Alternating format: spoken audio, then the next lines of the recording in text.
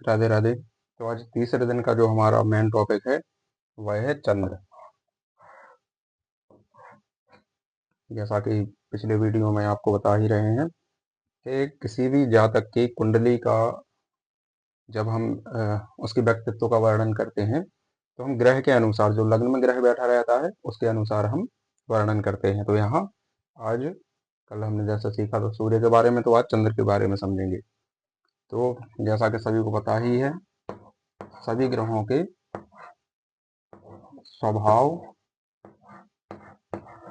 और कार्य ये दोनों ही चीज हैं जो हमें फलित करने में बहुत आसानी होती है जिससे। ठीक है, तो यहाँ पे हम चंद्र का स्वभाव समझेंगे। तो चंद्र का जो स्वभाव है वह चंद्र एक स्त्री कारक ग्रह है और इनका वर्ण जो है वो वैश्य वर्ण है। बहुत ही सौम्य ग्रह हैं, जैसा कि आपको पहले ही बताया था। ग्रह क्रूर ग्रह, सौम्य ग्रह और सत्वक ग्रह, तीन प्रकार की ग्रहों की अवस्था होती है। तो यह एक सौम्य ग्रह है और सत्वगुण प्रधान है। ठीक है, सत्वगुण प्रधान है और इनका जो तत्व है वो जल तत्व है, जल तत्व।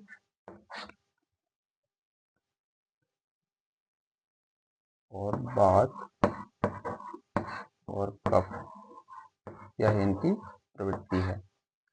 ठीक है, तो व्यक्ति विशेष के बारे में जब हम उसके स्वभाव के बारे में वर्णन करते हैं तो जो लग्नेश होता है, लग्न के जो लग्नेश होते हैं उन्हीं के अनुसार हम व्यक्ति के स्वभाव का वर्णन करते हैं, क्योंकि जो लग्नेश का स्वभाव रहता है प्रायः वही व्यक्ति विशेष का स्वभाव रहता है। आपको यह मैंने बताया ही था कि कोई भी राशि लग्नेश हो सकती है, 12 में से कोई भी राशि यहाँ पर आकर बैठ सकती है। जैसे यहाँ पे चंद्र की राशि है या सूर्य की भी हो सकती है, मंगल की भी हो सकती है। तो सभी ग्रहों के स्वभाव ही उस व्यक्ति विशेष के स्वभाव का वर्णन करेंगे, इसलिए इस चीज को विशेष आपको याद करना है। जो चंद्र के स्वभाव है, स्त्री कारक ग्रह है, वैश्य वर्ण है, सौम्य इनका सौम्य गुण है, इनका सात्विक प्रवृत्ति है इनकी, और जल तत्व है, बात कप प्रवृत्ति है इनकी। मतलब यह है बात या कप से संबंधित इनका जो है स्वभाव है। ठीक है, स्वभाव के बाद हम आते हैं कार्यकत्व पर। यह किन किन जगह पर कार्य करते हैं। कार्यकत्व का भी मैंने आपको बताया कि कार्यकत्व हम कार्यकत्व, ठीक है, कार्यकत्व का तब काम आता है जब कोई हमसे विशेष प्रश्न करता है। वो प्रश्न के अनुसार जब हम देखते हैं कि कौन सी ग्रह की दशा चल रही है या वो किस स्थान में बैठा है और कैसा उसका प्रश्न है, तो उस जगह पर फिर ग्रहों के कार्यकत्व का काम आता है। तो यहाँ चंद्र के जो कार्यकत्व हैं एक किन किन जगह पर काम करते हैं। ठीक है, तो उनका सफेद रंग, कई बार लोग बड़े अजीब अजीब प्रश्न लेकर आते हैं, कैसे कपड़े पहनने चाहिए, कैसे गाड़ी लेनी चाहिए, तो उस जगह पर यह कार्यकत्व हमें कार्य में आता है। और यह है माता का प्रतिनिधित्व करते हैं, मन का, और चांदी, चावल, किसी भी प्रकार की पेय वस्तु आदि।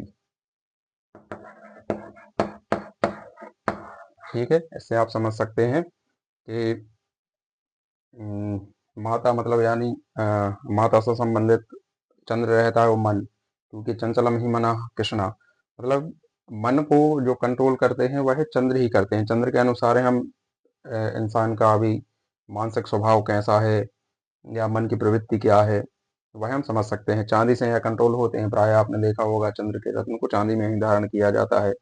और चावल या पेय वस्तु या जल इत्यादि से संबंधित इनका जो है कार्यकत्व है। ठीक है, इसी के अनुसार जब हम इन चीजों को समझ लेते हैं तो लोगों के प्रश्न का उत्तर दे सकते हैं। जैसे कोई अपने कार्य से संबंधित अगर प्रश्न करेगा, ठीक है, तो कार्य से संबंधित के वह कौन कौन से कार्य कर सकता है, तो पेय वस्तु इत्यादि का हो गया, या फिर चावल श्वेत वस्तु इत्यादि का हो गया, पेय वस्तु में जल भी आता है, बहुत सारी चीजें आती हैं। ठीक है, तो वह हमें और भी ग्रहों की दशा अंतर्दशा और योग संयोग युति दृष्टि देखकर उसके बाद यह निर्णय लेना पड़ता है कि इसके लिए कौन सा कार्य बना है। माता से संबंधित कई लोग प्रश्न करते हैं, तो उसका भी उत्तर हमें चंद्र के अनुसार ही देना पड़ता है। वैसे कुंडली में अलग अलग भावों का भी प्रभाव रहता है। अभी हम ग्रहों का समझेंगे, उसके बाद भाव का समझेंगे। फिर इन दोनों को ही मिलाकर हम कुंडली में व्यक्ति विशेष की फलादेश करने में निर्णय करते हैं। ठीक है, तो यह कार्यकत्व बहुत ही अच्छे से आपको समझने हैं, सभी ग्रहों के समझने हैं, जिससे आने वाले टाइम में जब आपको कुंडली के बारे में समझाया जाएगा तो यही सब चीजें आपके काम में आएंगी। और विशेष जो पहले दिन आपको बताया था, राशि, राशि स्वामी, शत्रु मित्र ग्रह, उच्च नीच राशियां, यह सब आपको याद कर लेना है, क्योंकि इन्हीं चीजों का विशेष प्रभाव कुंडली में आपको समझ में आएगा। ठीक है, राधे राधे।